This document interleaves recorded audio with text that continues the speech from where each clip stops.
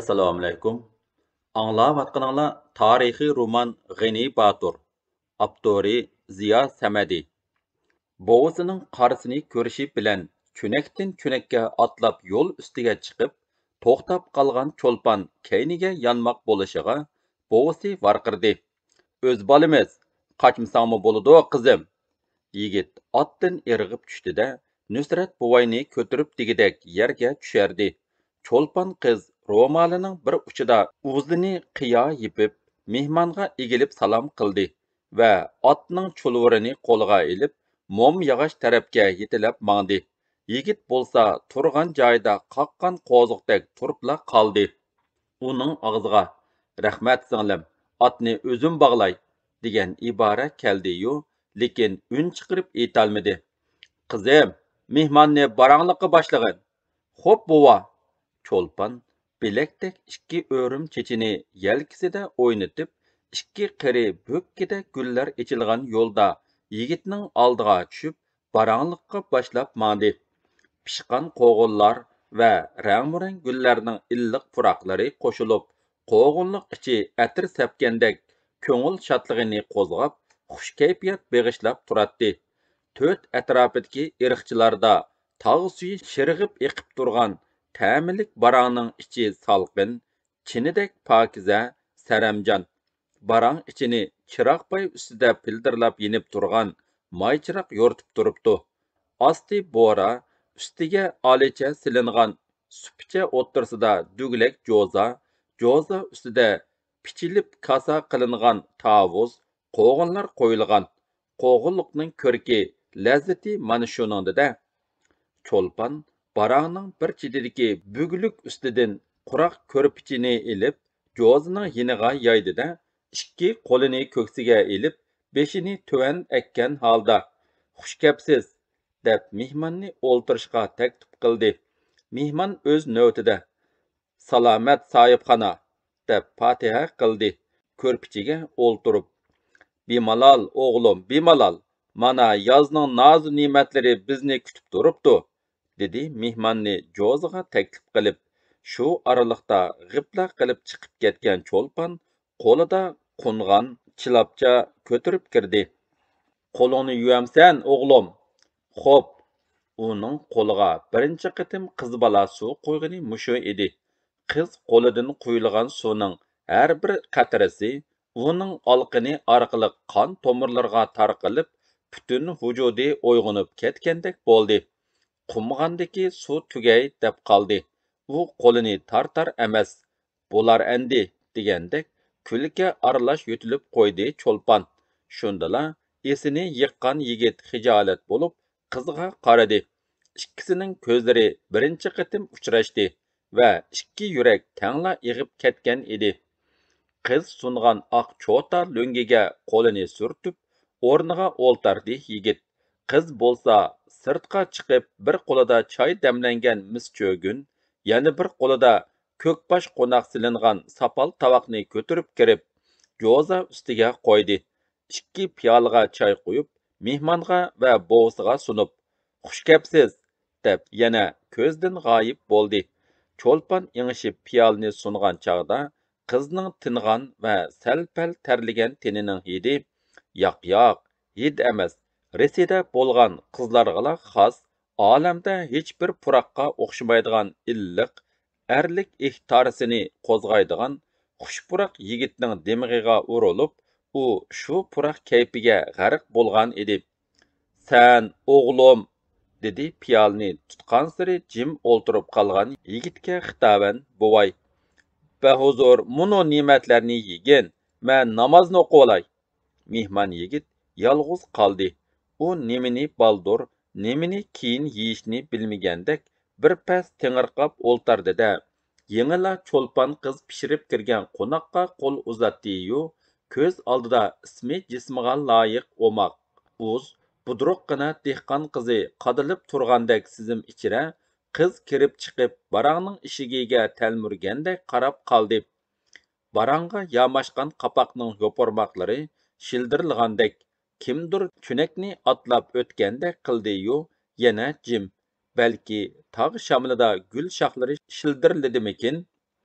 yoki cho'lpon barangning keyniga o'tib tama orlig'idan marab turamdu. Qiz bola marg'oq bo'ldi-g'u. Ular ishik mujug'idan, panjara ko'znigidan, tom yo'rug'idan, daraxtlar daldisi, hatto yo'pirmoqlar orasidan marashqa ustug'u.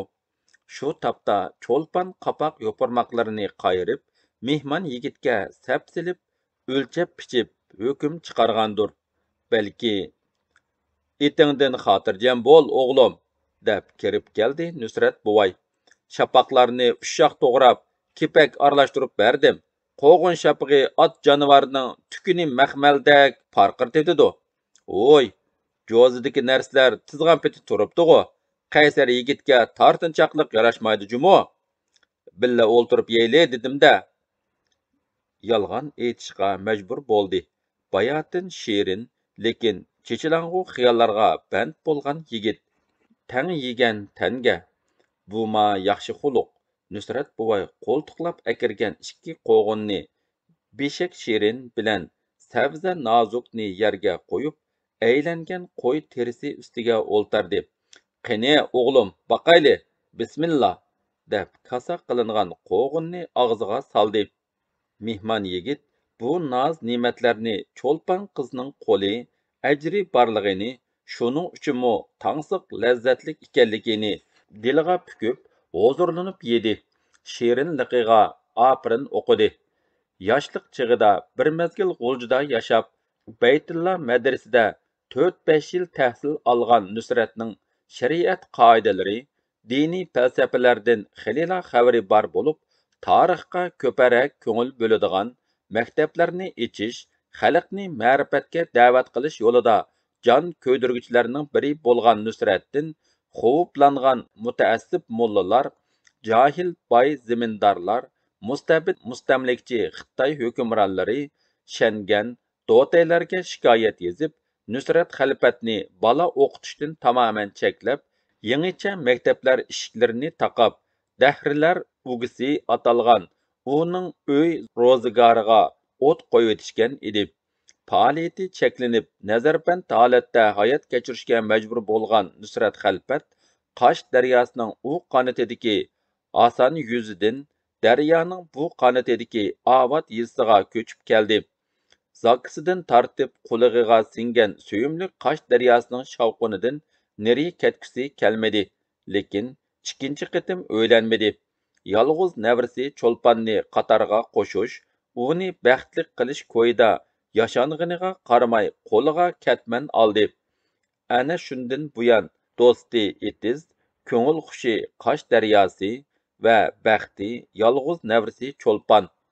Muno qirining nima gap so'zi barkin, manga yetadigan deb o'ylab o'ltirdigansan o'g'lim. Qandaqdir otalarcha yelimlik bilan so'zini boshladi Nusrat xalfat. Cho'lpon jo'zini tozalab, yangi choy damlab kirib, chiqib ketgandan keyin uzundan beri yaxshi bir paytni kutib yurgan edim.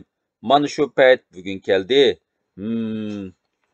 O'zigimi tushuniksiz hissiyotlar ilkida xiyolchan o'ltirgan yigit buvayning so'zidan tashvishlangandek chekchiyib qaradi. Sana demoqchi bo'lgan so'zimni aytishdan avval sendan so'raydigan savolim bor. Yigit bu qitimmi shimaylandi. Qaddini ruslab buvayga tikildi. Tingsha, sen nasl nasabingni bilamsan?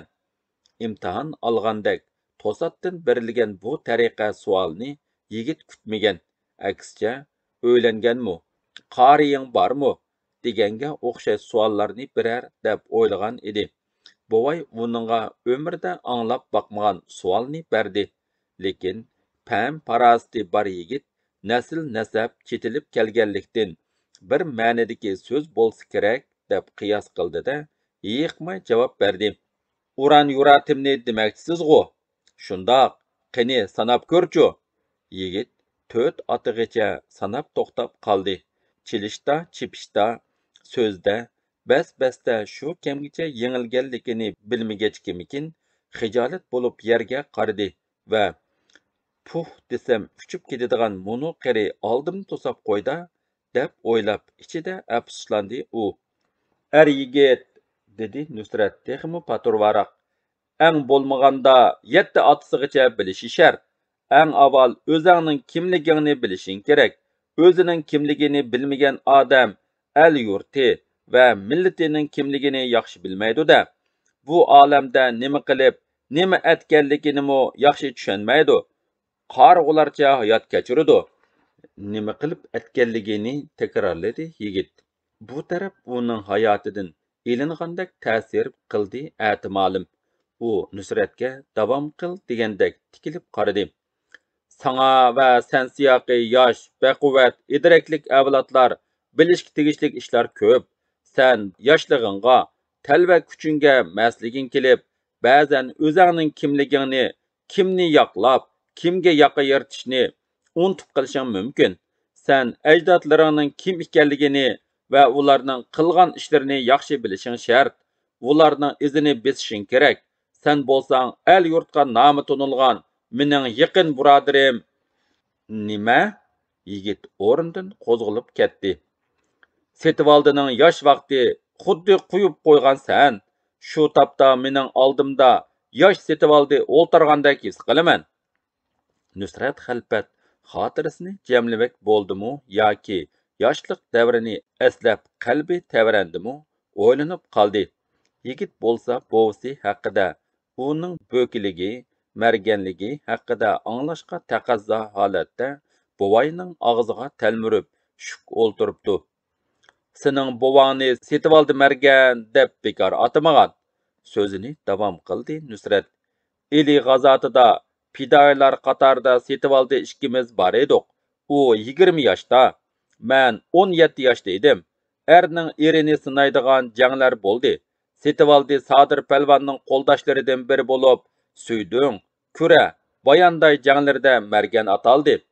Uning g'ayrat shijoatini, pam-parastini bayqagan Amir Lashkar Abdursulbek uningga 105 unvonini berib, suvari lashkarlarga boshliq qilib tayinlagan.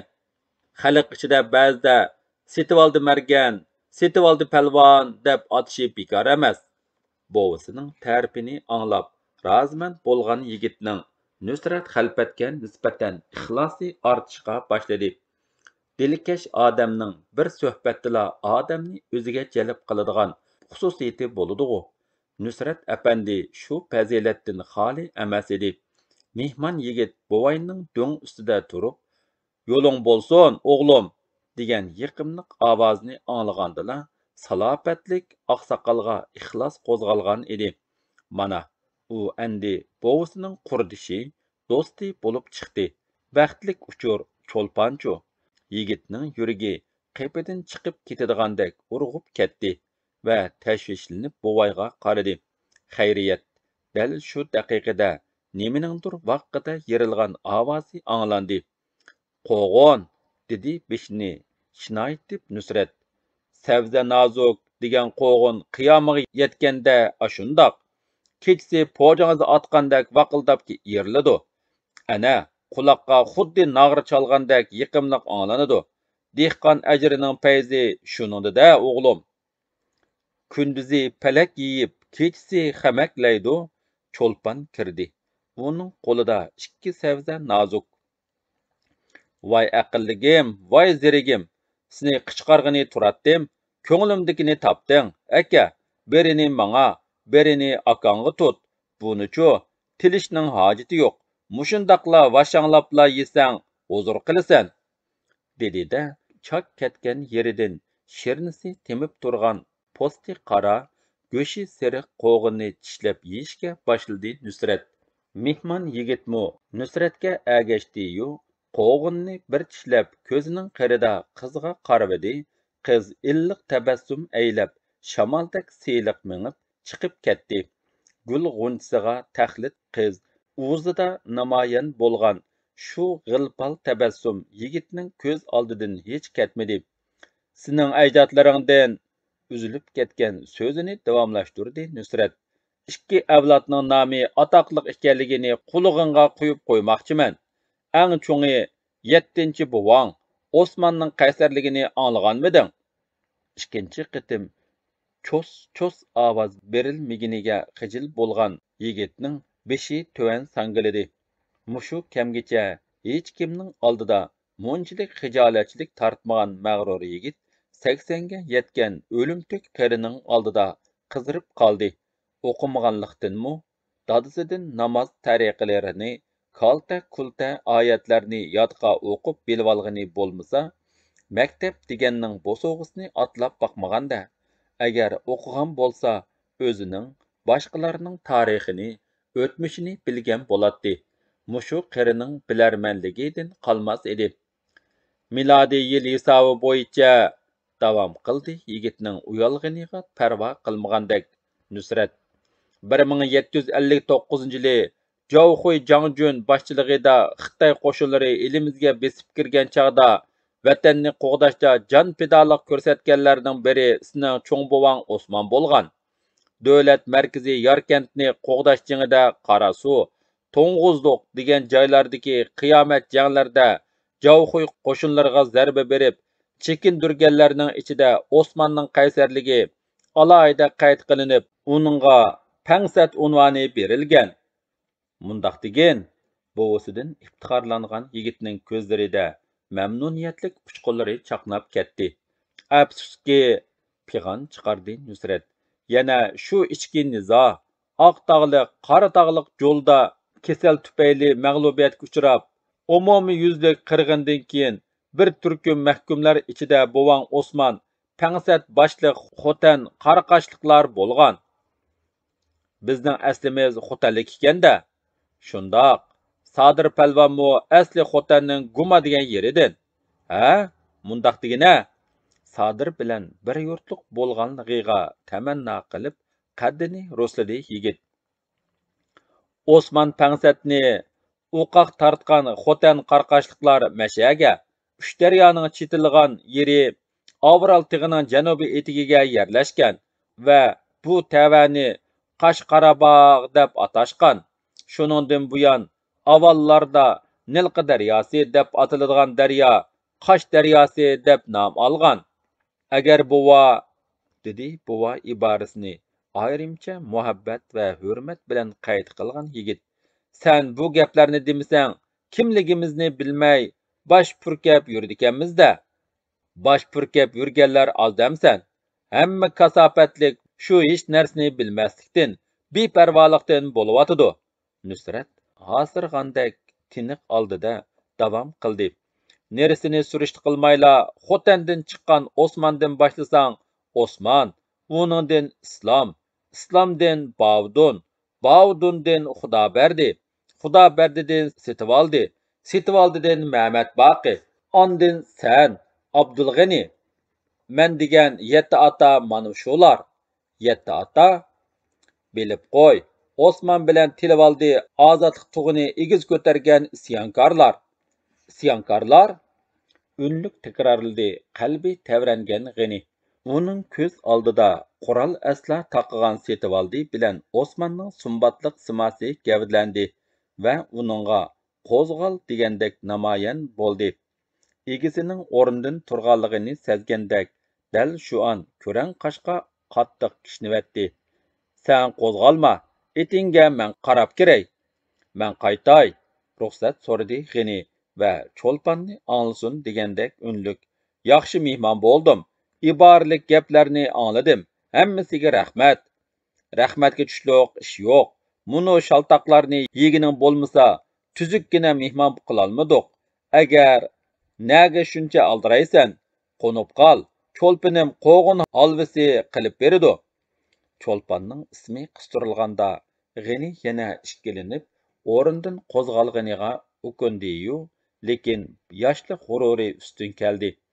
Atimalim birinchi kelishla qo'nib qilib, cho'lponning oldida qilin otilib qolmay deb o'yladi-da, o'zini to'xtatdi.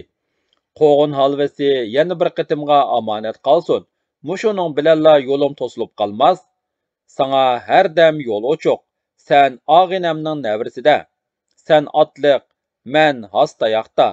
Sana yetişelmayman. Buvayni yo'qlab tur, o'g'lim. G'ani bilan Nusrat barangdan chiqishdi.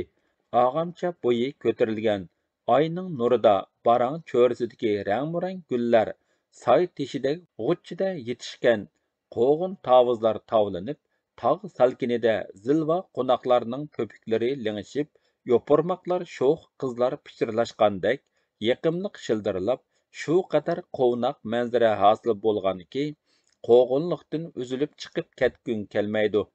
Nerida bo'lsa, Qosh daryosining shavqini tiniq kechining salqinligini buzgandek sharqirmoqda. Yigit bilan buvay manzaraga maftun, shavqinga samiy bo'lishgandek turib qilishdi. Hikmat, xitob qildi Nusrat va G'inining mursiga yog'och oridek qatang, sal titragandek, lekin texicha taftini yo'qotmagan qo'lini qo'ydi. Ashu Qosh daryosining shavqinini anglab o'ltirib, sana deydigan, jikiydigan so'zlarim bor texi. G'ini atlandi. U hech qachon ro'y bermagan ichki sezim, hikmatlik tuyg'u ichra atlandi. Shu topda u qanotliq duldul ustida uchib, ruhi bo'lsa olamni saylana qilgandek qudratlik kechirmalar ilkida etini choptirib olg'a qarab shiddatlik bor ekan. Dilida isyonkor, nasl nasab iboralarini to'xtamay takrorlaydi. Davomi bor.